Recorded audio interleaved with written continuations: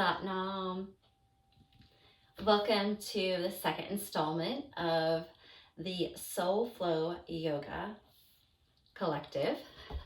I'm Amy, and I am your teacher and guide as we hold space for the current transits where the sun is activating a gate within the Human Design Bodygraph.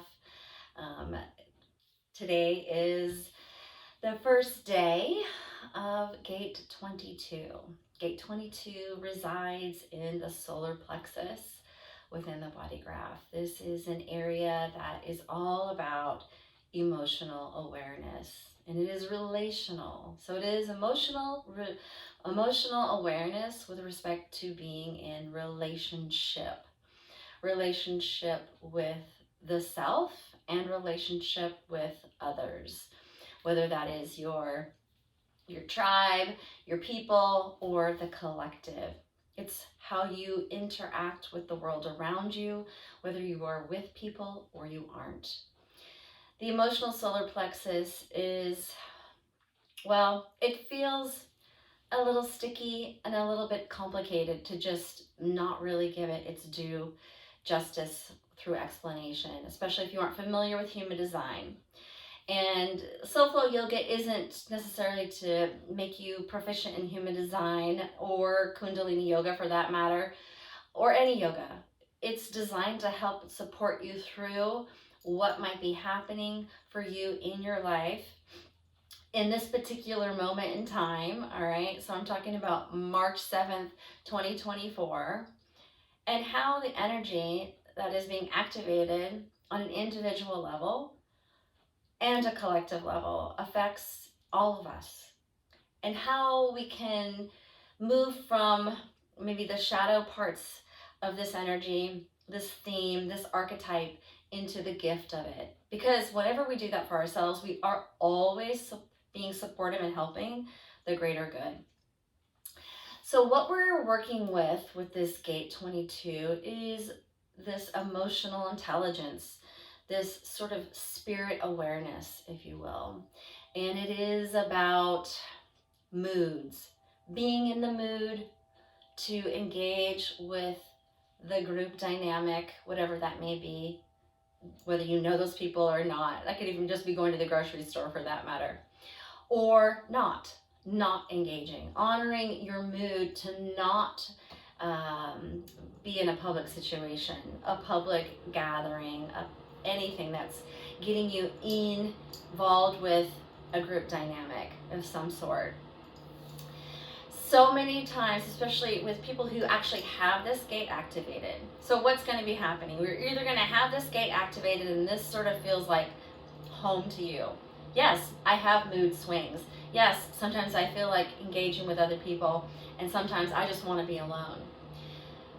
And then some of us don't have this activated at all, but we are taking in that energy and we are experiencing it in a very inconsistent way. So maybe we're really like 10 times this mood, 10 times this mood to be with people. God, I gotta go hang out with some people. Or the opposite, really antisocial.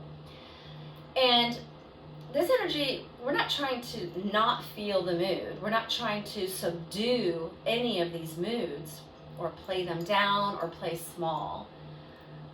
The gift here is to move out of the state of fear, because there is some fear associated with this. The fear is that you aren't being supported, because you aren't being heard, probably because we are trying to push through and subdue the mood to not be with people, and the timing is all wrong, right? So, and then we're not listening either. The gift here really is to be a great listener, to be gracious. This is called the gate of openness or grace. And we all know that grace means we have grace in those moments when we are feeling not so great, and when we have moments when we feel great. Like the grace is, it's there for us all the time. Self-grace, self-compassion, grace for others, compassion for others. So what we're going to be doing today is having an understanding for emotional awareness that is relational around moods and honoring our moods. So the emotional intelligence here is to understand that there's no truth in the now, and that you can't control when you're going to have a mood swing or a mood shift. You're going to feel one way 1 minute, and all of a sudden you feel a different way. The gift is to not identify with that shift and be like, what's wrong with me? Or looking for a reason for why that happened. Instead of just like being, you know what, this happened, I'm going to honor it. I'm going to go read a book. I'm going to go paint. I'm going to go dance. I'm going to use this time that I feel within my body to be alone, to go be creative, to turn something that maybe feels icky, because we've been so conditioned to believe that low vibes and not being happy all the time is quote unquote bad. There is no bad in that. In fact, I think that we should be thinking of this indication within our bodies that we need to pull away or be more introverted or whatever the word is that you want to use. But this is time to go inward, to really let those creative juices simmer and get even more juicy, and then express them in some way where it's just you, yourself, finding a form of expression, poetry. Maybe you want to write songs or music, or maybe you want to dance or paint, or maybe it's cooking. Maybe it's creating a new dish. Maybe it's just baking cookies. Whatever it is, but you're not engaging with other people when you know the mood isn't right. And on the flip side of that, with that wisdom, with that knowledge, not only have you probably created something amazing, and you see the power of taking low moods, not wanting to be with other people kind of moods, and what beauty you can create out of it, but also then when the mood is right to engage with other people, that is when you can sense that support. That is when you are understanding that the timing is right for me to come into this group. You're a listener, so maybe you're engaging with conversation where you're listening. This is the power of listening. It creates an opportunity for you to share. Always looking for that opportunity to share after someone else has shared, after the listening. This is the powerful moment. Okay, so why am I telling you all this?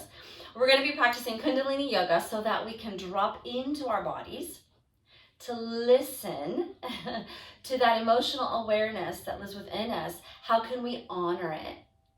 How can we allow the essence of who we are, the spirit of who we are in this physical body, to guide us? Let the ego take a back seat and let that spirit come through, and then honoring it instead of dishonoring it. Okay, the dishonoring is where we don't feel supported. It's where we settle. It's where we compromise our dreams, our creative process.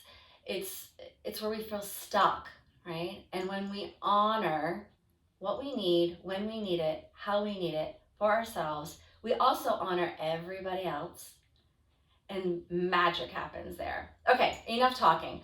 Let's dive into today's practice.